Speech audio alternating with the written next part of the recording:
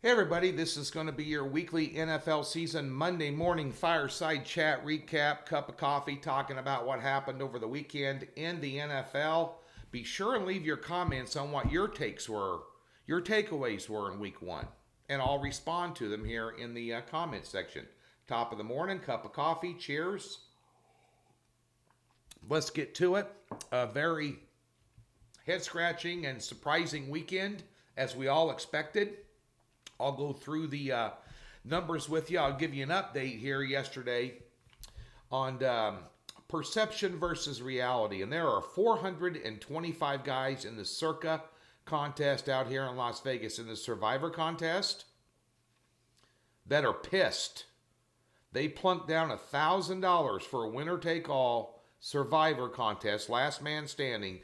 Pick any team, no point spread involved. All they got to do is win. And then you advance. You just can't use that team again during the season. 425 guys had the Indianapolis Colts. 77 had Philadelphia. Over half the field is out in week one of the Circa Survivor contest. 8 people on the Lions, 2 on the Vikings, 2 on Dallas, 1 on the Jets. 1 on the Jets? There's an idiot born every minute. Somebody took the Jets on the road as a Survivor pick in week one. And 1 on the Falcons. Not very smart either. 516 guys are out after week one. That's $516,000 plunked down. And you got 1 pick and you blew it. Wow.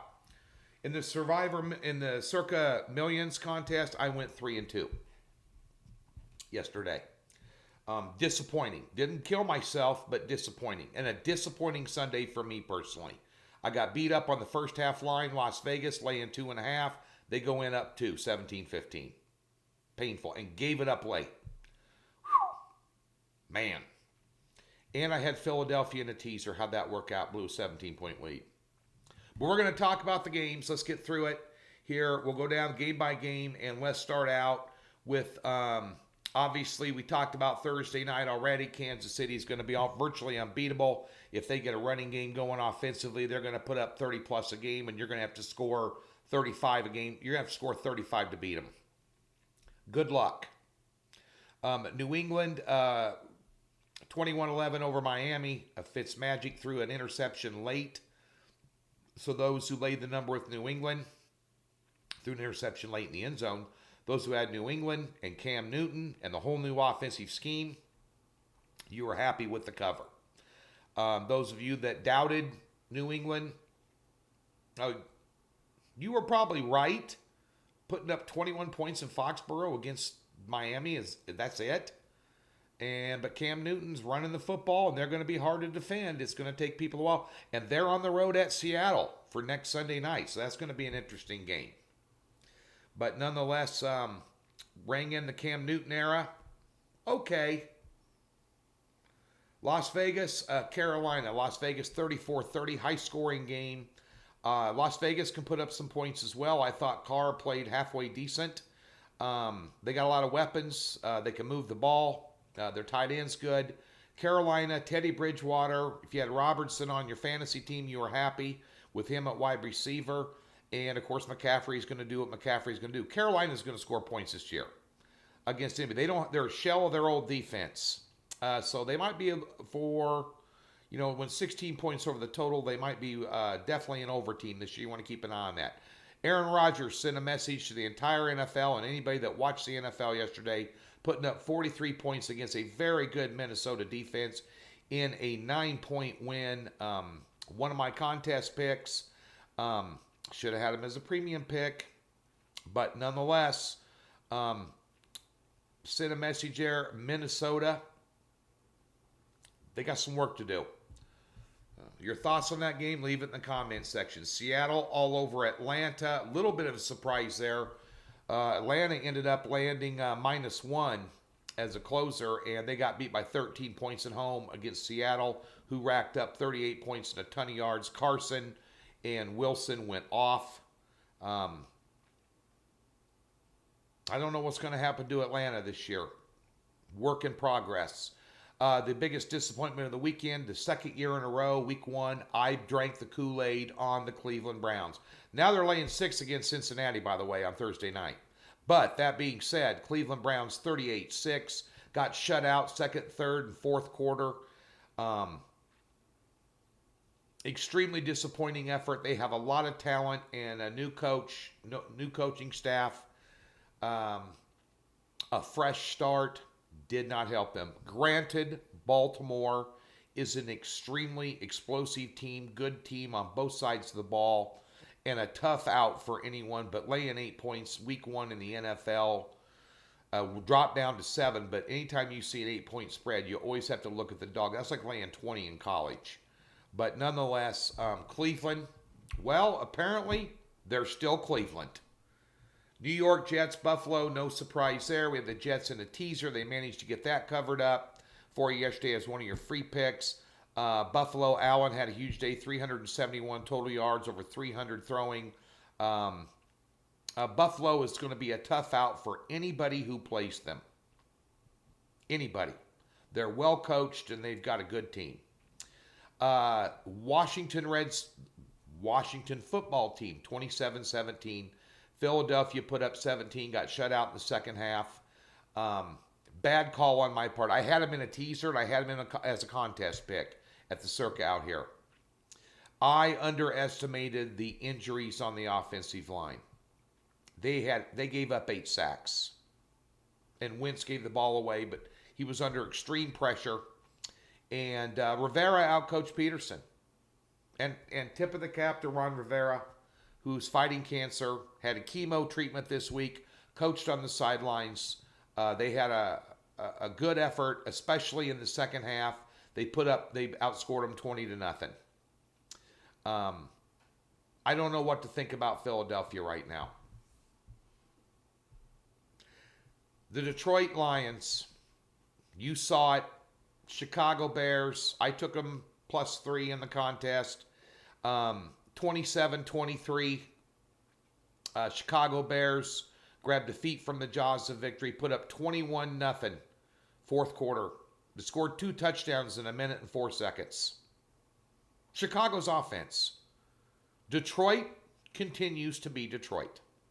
Bottom line. Second year in a row they were favorite in week one. Second year in a row they didn't cover. Jacksonville over the Colts. Here's some news for you. Marlon Mack goes down, questionable on any time to return. Stud running back, which puts it on Phil Rivers. What Phillip Rivers do? Different uniform, different city, same Phil Rivers, throwing the ball away. Good luck with the Colts.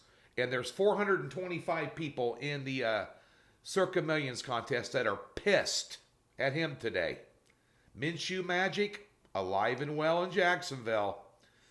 Cincinnati Chargers, I had the under in this game yesterday on my premium card, and it stayed under. Ugly injury to one of the Chargers linebackers. He'll be out for the year. Could be career-ending. Cincinnati's quarterback, LSU kid Burrow, looked, I thought, okay. Nothing spectacular. But then again, the Cincinnati Bengals are nothing spectacular. And now they're a 6-point underdog against the Browns. That tells you where Cincinnati's at right now. Chargers lucky to get out of there with a win. Arizona, San Francisco. Arizona, you better take notice of Arizona. The thing about Arizona is not so much Murray, Hopkins, Fitzgerald, decent running back. More of a college-looking offense from Cliff Kingsbury. But their defense is vastly improved. Big time. Big time. And that's going to be a tough out for anybody playing them because Murray is all that and then some. 24-20 outright winner over San Francisco, who just couldn't get it going. Tampa Bay, New Orleans, no surprise there. I loved New Orleans yesterday, and I just was hesitant with Arians and Brady having a lot of time together. Somewhat, I thought of a possibly improved defense. No. 34-23 New Orleans. Drew Brees at home. Kamara, huge day. Hope he's on your fantasy team. Just too much for Tampa Bay. Pick six by Brady. Couple of key interceptions that hurt him. He was pressing. Tampa Bay, if you took them under on season win totals, you're probably going to be in good shape. And the late game. We talked about my free play yesterday. And, of course, it didn't win for you. I took Dallas under the 3, laying 2.5 in this game. Ended up at a pick'em. And I said that Mike McCarthy was going to be an upgrade in coach over Jason Garrett. Was Jason Garrett on the headset on 4th down inside the 5 and tell him to go for it in the second half in a tight ball game? Tom Osborne, Nebraska, University of Nebraska. Rule number 1, never take points off the board when you are on the road. Well, McCarthy did. Would have been a tie ball game, would have been into overtime. Questionable offensive pass interference call late in the game. Shouldn't have been called. Would have been a tie ball game, possibly a Dallas cover, but that's crying over spilt milk. They called offensive pass interference when it wasn't, and it cost them the ball game. But what cost them the ball game was some questionable play calling and definitely a questionable call by going for it down inside the 5-yard line when they should have kicked a field goal, especially on the road. A huge, colossal blunder by Mike McCarthy cost them the ball game. I thought he was an upgraded head coach. Apparently not. And the Rams look good. Ran the ball well, spread it around well. Their defense, we all know, is good. It will continue to be good. And at the end of the day there, I don't think the better team won. I thought Dallas's defense, especially their rush-ins, played extremely well. But they've got Goff getting rid of the ball very quickly instead of hanging on to it this year. And it made a huge difference. And they do have, some weapons at wide receiver. And Brown did a good job at running back. And we'll see as time goes forward. I'm not putting a lot of stock into that loss, and I'm not putting a lot of stock into that win yet. Time will tell with both these teams. Those are my takes. Whatever your takes are, leave them in the comment section, and I will respond. That's your NFL Week 1 recap. I'm Tony George, Doc Sports. Come on over to the website. Visit us. Tons of free information over there.